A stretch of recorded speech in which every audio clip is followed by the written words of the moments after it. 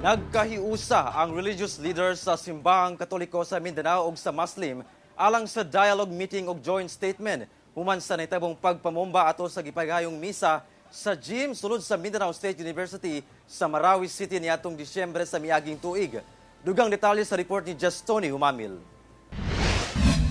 Sa talagsaong higayon, nagkatapok ang mga religious leaders sa Muslim o Kristiyano gikan sa nagkadaing lugar sa Mindanao atol sa gipahigayong Ulama Bishop Dialogue Meeting o joint statement mahitungod sa nahitabong pagpamomba sulod sa gymnasium sa MSU Marawi City niadtong December 3 nga mikalas ug kinabuhi sa upat ka tawo.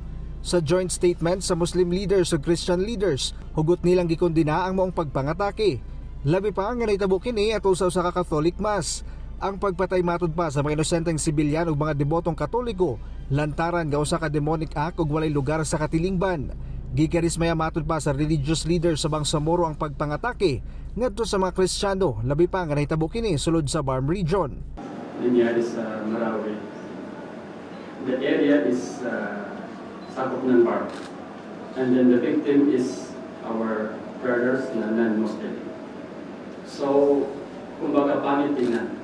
Hindi talaga ganda.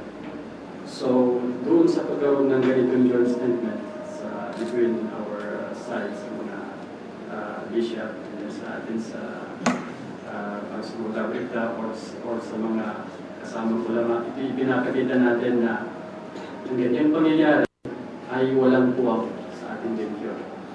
Either sa Christianity o sa Muslim.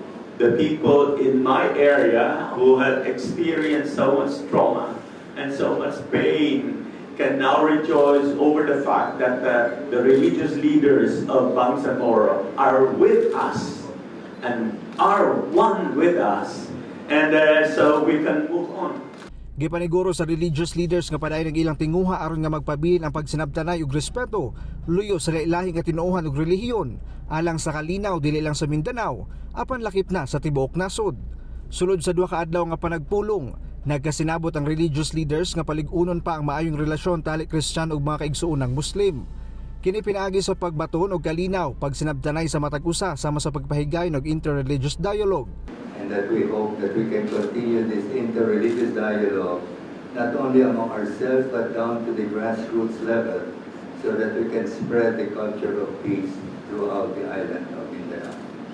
Yes, I think we have mga kasunod na mga plano to continuous na itong tinatawag na dialogue.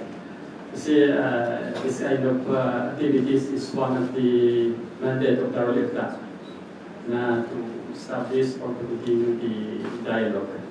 Andiyan yung peace. So tayo nagda-dialogue para makamit yung peace. So pinaka-original is peace. Kasi pag walang peace, walang nangyayari.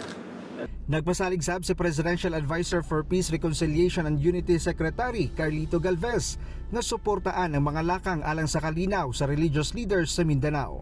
Kauban si Bong Vicencio sa kamera. Ako si Jess Tony Humamil para sa One Mindanao.